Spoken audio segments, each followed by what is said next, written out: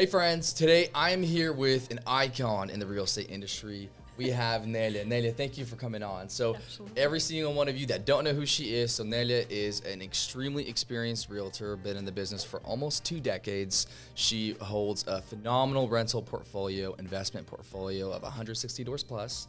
She is also an author. I know you were recently on Cairo News as well.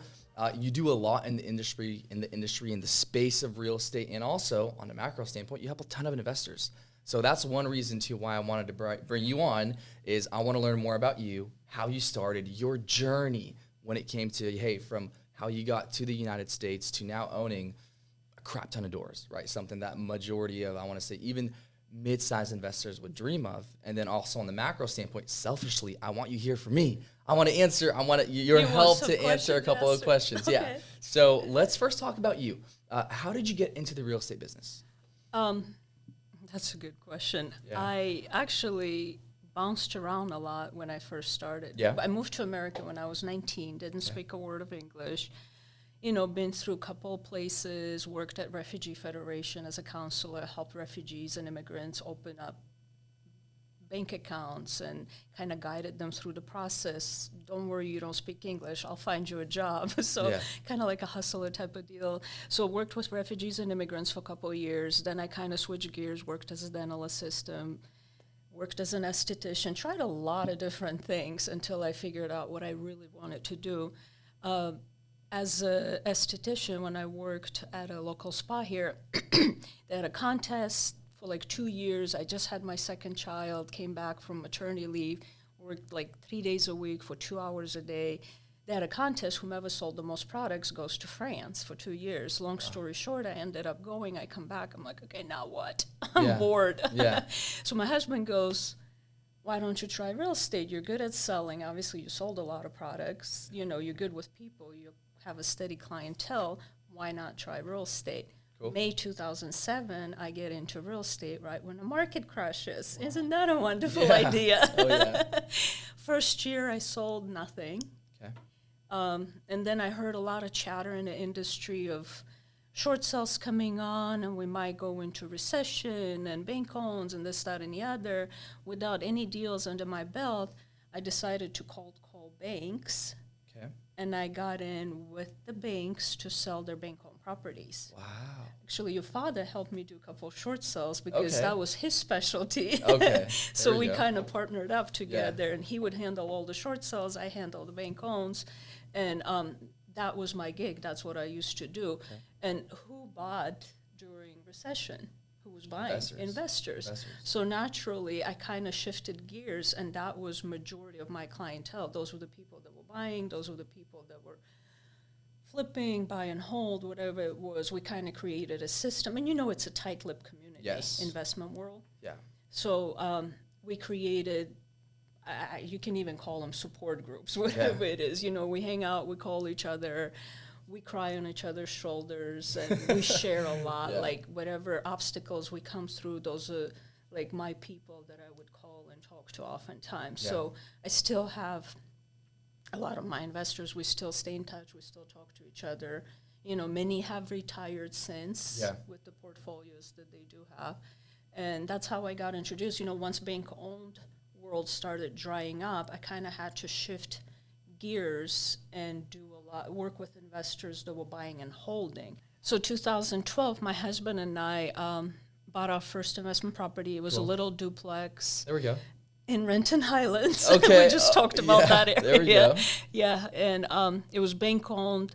I want to say we paid $118 for it at the time. Yeah. And I thought I was going to hold it till they do us part, you know, pass it on to my children and never sell it. And I think 2 years down the road, it had, you know, prices started going up, and I put good tenants in there. Yeah. Long story short, I want to say I had about $130,000 in equity. I ended up finding another building that was 13-unit complex just south of Seattle. Okay. So I sold my duplex and I went to 13 units with the proceeds from that duplex. So you did a 1031 tax exchange. I did not do 1031 exchange because the timelines didn't align. Yeah. The moons and the stars didn't align together for 1031 to happen. I paid the tax, which is not a big deal, but that's when I realized, I was like, wait, this game's kind of fun. I just went from 2 units to 13 units, and then, a fourplex and a triplex, and then I bought a couple single family homes, and the rest is history. Wow. Yeah. Wow. So as of right now, you own how many units? 160. 160. That's incredible. So you're cash flowing. I'm assuming. Majority of these, is it just a couple of really large buildings, or is it pretty well diverse to where some of these are going to be, I like to say, versus cash cows, equity cows, right? Where you're focusing on equity, and others you're focusing on cash flow. I don't care about. Again, remember I started in 2007. Yes. I foreclosed on people. Yeah. I didn't foreclose on people. I kicked people out of their homes. People lost their investments, right? Yeah. So that paranoia is always in the back of my head. Yeah. I don't necessarily bet on appreciation because we don't know what market is going to do. Correct. Yep. All I care about is, does it cash flow? What can I do with this building? What are the potentials? What if I put $1,000, how much can I get out of it? That's what I care for. And I care about cash flow. Appreciation is cherry on top. Okay, cool. That's which what is I care good, about. Which is really smart. Not a lot of people think like that. So that, Could be, with the whole recession, having to work through that, having to hear people's struggles and losing their money because they bet on appreciation. Yeah. I'm always conservative. Yeah. It's Mickey Mouse money, appreciation. There we go. You don't have it till you sell it. That's right. Right? That's where I stand. Makes sense. And that's really the route I think that majority of investors should be looking, appreciation, because I know some people focus on cash flow, right? Mm-hmm. Cash flow is what majority of investors should look at. A lot of people, there's so much noise online. Mm-hmm. A lot of families are going to say, hey, I want to focus on, or investors, I want to focus on appreciation, and then maybe in the future I'll purchase something larger and I want this home to appreciate at max and this. But then focusing on cash flow, for a fact, and if you hold a deal for 5-10 years, it will appreciate, especially depending on the region and location that you're purchasing. Maybe if you're going to buy out of state in, I want to say, cities or places that haven't appreciated over the course of 1, 2, 3 decades, then that's a big deal. But if you're looking in places like Washington or places maybe that you're able to share a little bit more diversely, right? That those places are going to grow in value. Right, there will always be more people than homes, and from an investor side, that's a big deal. So talk to me a little bit about your current business. So you work with a lot of investors. Where's your office? Downtown Bellevue. Downtown Bellevue. Street, Very cool. So you've been working at Bellevue for a long time. Mm-hmm. How long? 16 years now. So you've never changed brokers? I have never changed brokers. That's weird. Incredible. That's incredible. No, good. You're loyal. You're there. Because I jumped so much. I'm like, okay, I like this place. I like the people I work with. Yeah. Bounce around. Yeah, so you're loyal to your brokerage, which also means you're loyal to your clientele, right? Which is a big deal. Do you work a lot with just investors, or do you work a lot with also home buyers? Home buyers, home sellers. In fact, I have a couple regular home sellers and buyers I'm dealing with. I'm like, this is weird. Yeah. Gears have shifted yet again. That's right. I'll go wherever my clients take me. I'll go wherever the money is. Yeah, there we go. Some people go, which cities are you in? I'm like, for Pete's sake, I hop on a plane and I fly across the country, for my property. So it doesn't, if I can drive an hour, I'm okay. There we go. We'll go there. I'll take you. Fantastic. And your wealth of knowledge. I know after this, we're personally going to sit down and talk a little bit more because I have a couple of things that I want to learn when it comes to building out a portfolio. Hopefully in, I don't know how many years I can build out a plan to get to a portfolio as large as yours, but that's fantastic. So 16 years, John L. Scott, you work with buyers, you work with sellers, you work with a lot of investors. What's 1 or 2 things that you would want to advise, let's say a home buyer that currently owns a property, that owns real estate, and they're thinking, hey, I kind of want to dabble into investing. I'm thinking about buying multifamily. What would you advise? What are a couple of few key things that person that wants to become an investor, they're not an investor yet, but they want to become an investor, what are a few key things that they should think about or look at? So again, I guess try to figure out, some investors will buy because they just need to park their money somewhere. They don't care whether or not it brings money. Yeah. So it depends, again, what type of investors they are. We're going to just go for the argument's sake, point that they want a cash flow, Okay. right? Oftentimes, 99% of the times, that's what it is. But I would say figure out how to do the math. Okay. The main things I personally look for when I buy properties is, are these tenants month to month, Okay. right? Can I increase their rent? What are they currently paying? What is the current market rent for these buildings, Okay. these type of buildings? And what do I need to do to get it to that market rent? Okay.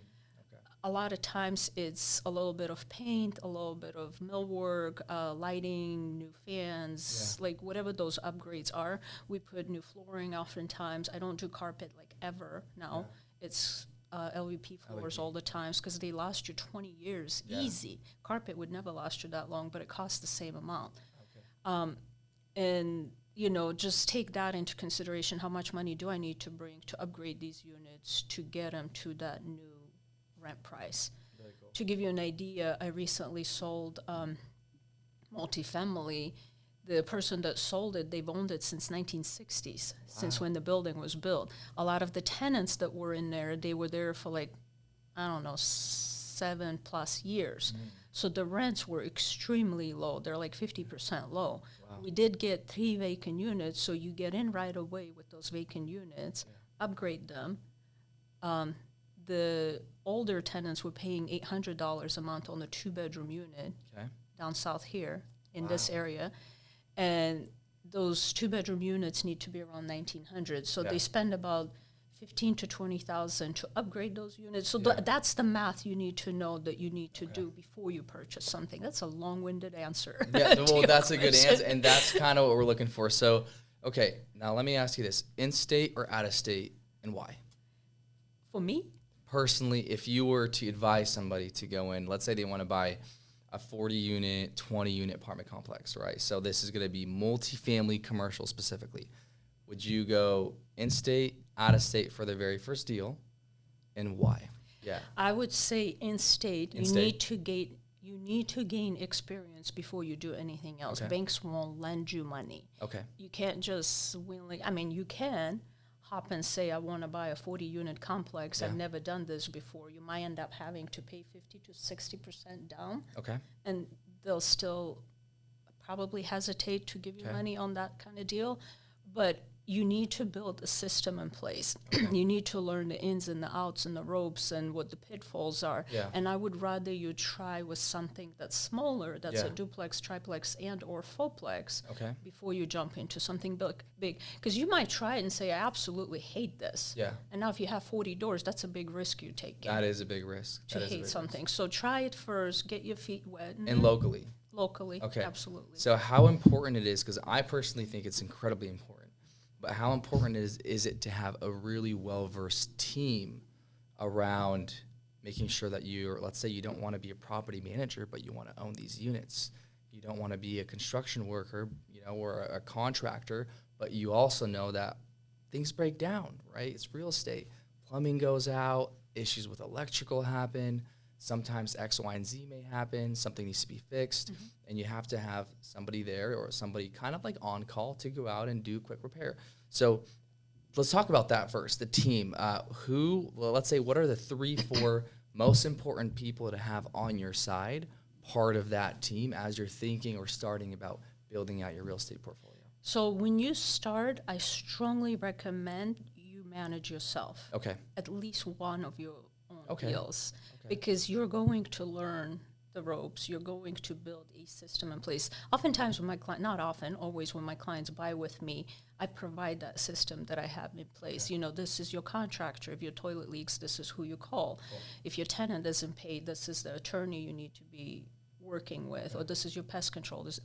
I have all those contacts that I can provide. So it looks like step one is finding a really good real estate agent that has done this before, that has the experience and has those contacts. That can guide you through the process. Cool. So your realtor, step one. Your realtor is a big deal.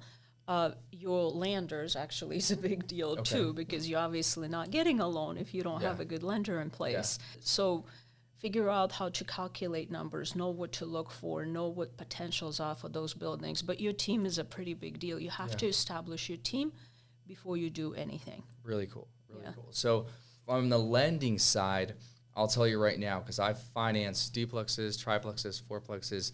When I first got into the business, of course, a lot of my clients were first-time home buyers. And then they were move-up buyers. And now I want to say over the last, since 2020, 2019, 2020, a lot of people that I've been helping with now, especially if I sit down with a first-time home buyer today or throughout 2019, a lot of them are investors. A lot of them are saying, hey, look, I want to purchase multifamily, or I want to build up a real estate portfolio. And they'll say, Terrace, what do you advise?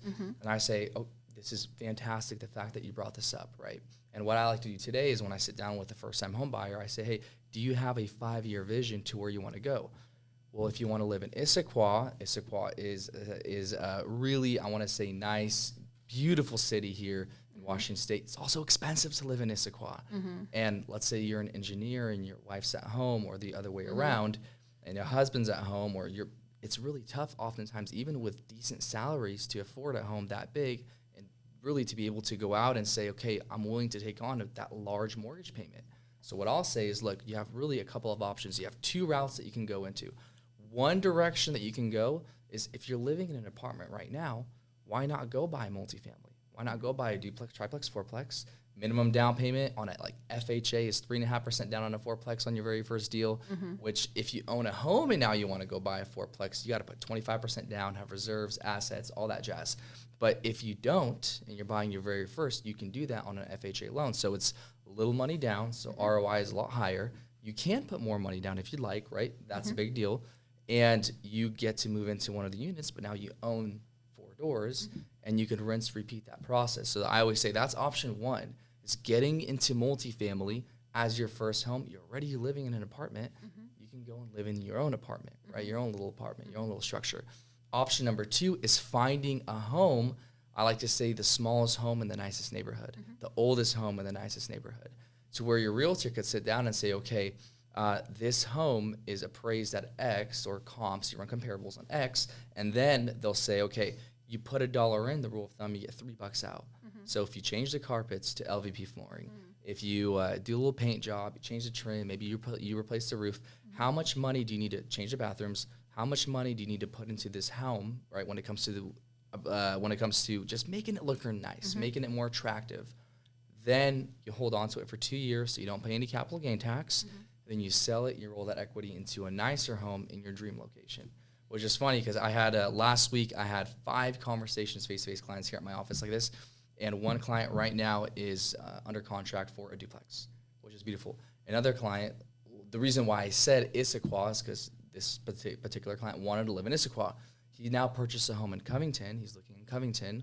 It's going to be his, I want to say he's not maximizing on his pre-approval. He's 30% less, but he's looking at older homes that he's able to rehab. He's more handier with his hands. So a lot of this remodel work he'll do himself. He'll learn, watch some YouTube videos, but that's going to appreciate the home like crazy. And him and his wife know we're only going to be here for 2-3 years, depending on where the market is, and then we're going to sell and roll that equity over.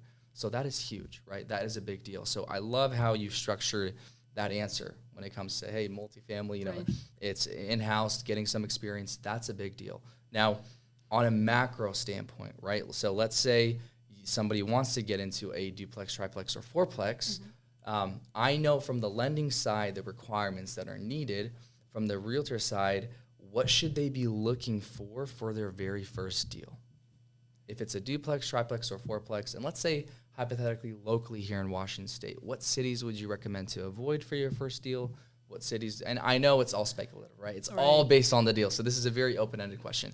But where would you start looking for that very first duplex, triplex, or fourplex? And we're looking for cash flow? We're looking for cash flow, correct. I'd probably say Snohomish, South King County, and Pierce County. Pierce County, Snohomish. Snohomish County and South King County. South King County. Auburn, Kent. Okay. Because there's still deals that you can find that you can, that are value add. So value add is a big deal to me, right? What can I do to it to add value? Because that's where your cash flow comes from. Okay. I don't like turnkey properties because you're just parking your money and hoping for the best for appreciation at the end of the day. Yeah. I like a little bit of sweat equity at the end of the day for me. Yeah. But I would say those would be the areas you can concentrate on, and then look at, again, back to the basics. What can I do to the building? How much cash flow am I going to get at the end of the day if I do X, Y, and Z? Okay. So that's fantastic, right? So you wouldn't recommend looking in like a really expensive city like Kirkland, Bellevue, Issaquah. Are you again on cash flow on your first deal? You're not. So we're not cash flowing unless you're putting a lot of money down, right? Well, in those unless bigger you're putting cities. money down. But then they're first-time investors. Are they going to be able to put a lot of money down? That's true as well. So you just told me you looked at a place on the east side, Correct. duplex, 1.2. So I was personally, right? So let's We talk, won't name the city. So I was personally looking at a deal on the east side. It was listed for 1.2 million. It was Duplex. a duplex. It was a 3 and 2, let's say. So three and 1 and 2 on both sides, and ran the numbers. And I personally wouldn't be cash flowing. It'd be barely breaking even. If both you just sides made were my rented. point. That's right. That's right. But my original thoughts were, well, if I hold on to this deal, let's say for 4 or 5 years, rehab a little bit, I can maybe sell it for 1.7 and do a 1031 tax exchange into another deal and now look for a lot of cash flow. Now You just speculated. that's right. That is true. I'm going to wait 4 to 5 years. Correct. Do we know what's going to happen in 4 to 5 years? My assumption, just based off of history, is I think real estate will appreciate.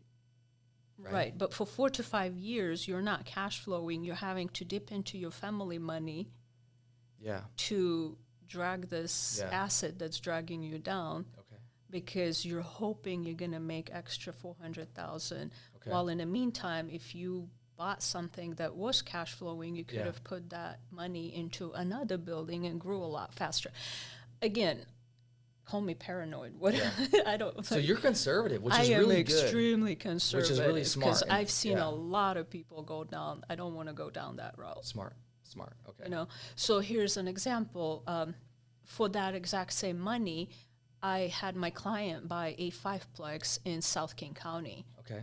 That was a value add. Okay. 5 units. Okay. You're looking at 2 units for 1.2. We just closed on a 5 unit for 1.1.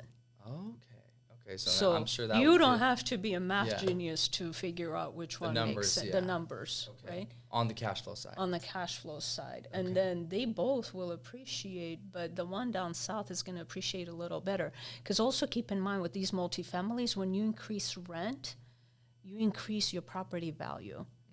That's right. So you're essentially printing your own money. Where here, you're hoping for the best and you're praying for the best that market is going to do wonderful. And in 4 years, sure, I'm going to put $1,000 into this building every month out of my own pocket with the hopes that 4 years down the road it'll appreciate and I'll sell it. Where here, I'm printing my own money, by increasing the value, by increasing the rents. Increasing the rents, fixing the place up, and now my place is worth a lot more. Really cool. So look at it from a different angle. Okay. Because all these gurus have taught us for so long that this is what we're doing. This is how you're going to make money. Speculations. Of course. All day long. Which is wise, right? It's wise because that's how you're able to build up from X to X to X to X. Then you build up a large portfolio, and then you can now be a little bit more diverse, right? Diversifying cash flow, big deal. Big deal, especially for first-time investors, right? It's fantastic. Tell me a little bit about your book, because I know I'm personally going to purchase it when it comes out. I'm personally super excited. I'm going to go over. I know I don't want to say you irritated. I want to say you pissed off a lot of realtors. You pissed off a lot of investors for just sharing all your secrets in this book. So tell me about your book. I think we're a couple weeks out. Okay. I literally, as I was walking in here, the designer sent me a couple designs for the cover. Cool. It's been formatted, it's written, it's done. I'm literally like final little details we're tweaking on a design on a book cover, and then it's going to be out. About the book, it's called Real Estate Investing, Nothing Held Back. Okay. Literally, that's what it is. I hold nothing back. Everything is in there, all my secrets, how I started, what I started with, how... to 1031 exchange, how to build your team, how to deal with things when you have death. Nobody talks about it in your buildings. And the more units you own, it's inevitable. People are going to pass away in your buildings. Like, what do you do? How do you deal with it? That was one of the things I had to go over with one of my investors, first time I dealt with when, during COVID, unfortunately that had happened to her. So speak about everything. Building a team is the biggest one in there. Figuring out what pencils out. I noticed that was one of the biggest questions people would always ask me. How do I know if this makes sense? And in my head, I'm like, what do you mean? It's not a rocket science. Blah, blah, blah. This is how you make sense of it. Yeah. But it was just like diarrhea amount of information that was coming out of me that was not making sense to people. I was like, okay, let's simplify this. So it's and I think it's simple. Look, I failed math in high school. Let's just start there. Okay. So it's pretty simple. It's not complex. Oftentimes people look at it, they look at my spreadsheet and they're like, this is it? Yeah. But where is I'm like, it doesn't matter. People just like to sound fancy. They throw all these jargons and all these words at you just to confuse you so that you use them at the end of the day. It's very simple. It's not complex. I go over everything. We even talk about mental state. Okay. Yeah, because that will hunt you in this business. And how do you deal with anxiety and with depression? And I spilled all the beans. It's all in there. That's incredible. So you're a couple of weeks out. Do you have like a launch date? As soon as the designer is done with the cover, I will. But I'm hoping. Well, when the launch date comes out, there. You let me know on the launch date, and then I'll definitely do a post on Facebook and Instagram because I'm excited about it. Thank you. I'm personally gonna purchase one from you, and I'm gonna want you to sign it too. Absolutely, That's fantastic. I will. Very cool. Absolutely, Very cool. So thank you. The book is coming out. It's gonna be we don't have a launch date, but hopefully a couple of weeks plus minus a couple of weeks. Right. Right. A couple of weeks plus minus a couple of weeks. Cool. And then you were recently on Cairo News too, right? Yeah. So Cairo reached out to you. Did they reach out to you on a Washington State level, or was it more like, hey, we want to know about real estate overall in general? So I've done multiple interviews with. I would say I probably do one quarterly with them because market kind of shifts gears every quarter, and it seems like Seattle Times comes up with an article, and then they kind of catch up with it, and then they reach out to me. So I've had these contacts for a couple years now. I don't know if you remember, there was a deal with Bitcoin that one client. So that was my client. Oh wow! That was a viral story that kind of went out. Yes, it was viral. Yeah. I think within 24 hours, it was 34 million people. Yeah, that's insane. I woke up in the morning and they're like, did you know it's viral? I'm like, what's viral? Like, what do you mean it's viral? Who cares? What's the big deal? That's awesome. But Fannie Mae changed their guidelines because of my client. We had them do that. Yeah. They had to though, right? Because it was inevitable. Yeah, it was inevitable with crypto being around. The way, because of the Fannie Mae guidelines, right, and Freddie Mac actually, they also did. They jump on board too. There's a major shift with the way that I want to say assets and reserves were viewed. So that's where my contacts came from that story. I ended up being featured on Fox and on Cairo, and really cool. I don't even know where. It was my phone was ringing off the hook, so that was exciting. So I stayed in touch with a couple of the reporters that ended up following me on social media. So every time I post something juicy, they reach out to me and they ask me if we can do a story about that. That's so cool. That's where it comes from. Which is fantastic. I mean, I personally love the fact that we have someone like you, well-versed, experienced, helped a ton of families, have a real estate portfolio that's able to educate the consumer, because a lot of the stuff that's online is crap. It's garbage. Personally, I look at a lot of stuff that, like, I love to read articles, watch things online, watch YouTube videos, and hear opinions out there, and a lot of it's garbage. So having somebody that's, I want to say, in our team when it comes to educating the market, that's a big deal. So thank you for that. Absolutely. That's incredible. It's exciting. But it's usually, what is the market doing when it shifts gears? Like, what's your prediction? Was the last one we did? What do you think is going to happen this year? And what did you tell them? What is your whatever prediction? I told them was not obviously featured. Because you speak for like good 15, 20 minutes, and you only get 1 minute of it at the end of the day. But so market had adjusted 15% from the height from May to now, right? And I think we have another 5 to 8% to go. Personally. Okay. So how, when would you advise investors, specifically not home buyers, but investors, to start looking at investment deals? Would it be this year, next year? Like between, I want to say what quarter, not even what month, but what quarter would you start advising them to start looking? You should always be looking. Okay. Because you don't know when that perfect deal is going to fall into your lap. Yeah. I just had a great opportunity fall into my lap. I put an offer on it. Yeah. The price is kind of stupid cheap. I don't know why they're selling it at that price. It seems like there's a lot of investors that are desperate right now that got into it a year or two ago thinking they could do it. It's easy money.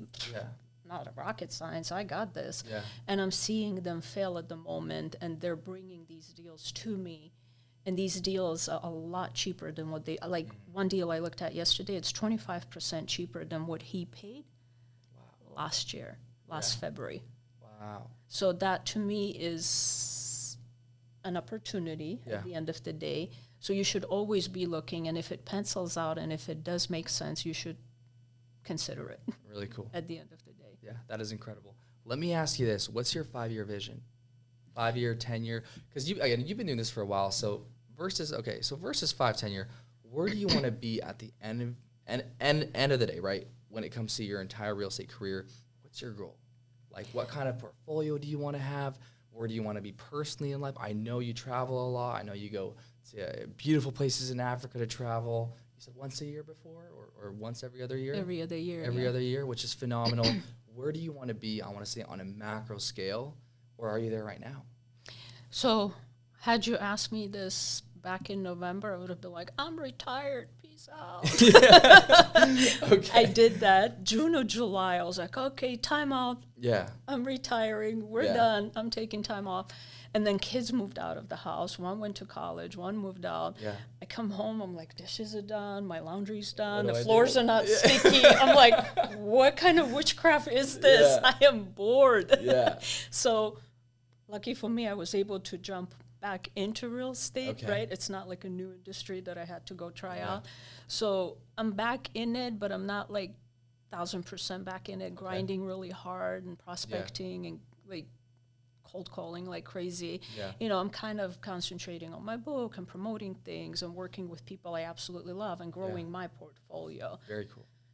Because apparently retirement is really boring. Okay. Everybody around me told me that. Yeah. I was like, I'd be doing yoga. I'd be walking around and calling my friends and having coffee. No, that didn't work. I'm Yeah. like, wait, it's 9 a.m. The day's still young. Yeah, that's Now awesome. what? So I don't know where I'm going to be in 5 years other than I am still buying real estate, probably stick to that. Okay. I might, sell some of my properties and upgrade to something bigger and better.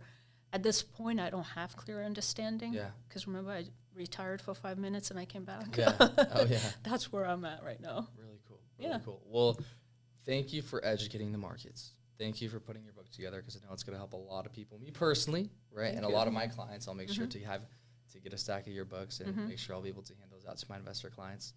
And for really reaching out to the public, for coming on and just kind of sharing your wisdom, your knowledge base, because it's a big deal. It's a big deal, especially for people that want to get in, and even for people that are thinking about getting out of investments, right? Maybe they got in their first, second, third deal the wrong way. And really investing into real estate, I personally think, is a beautiful thing. The fastest way for a family to get out of the rat race, right? So like Robert Kiyosaki would say, make sure that your cash flow exceeds your total expenses in life, and now you're out of the rat race, and you can focus on building business, you can focus on building a brand, building a company, or focus on your kids. You can focus on your family. You can focus on, your religion. So that is a big deal. I think that's the fastest way that you're able to grow wealth is by building out a portfolio, which props to you, because that's phenomenal. I know that's something that you have done personally. Yeah. Fantastic. Well, you. thank you for coming on. We Thanks for appreciate having you. me.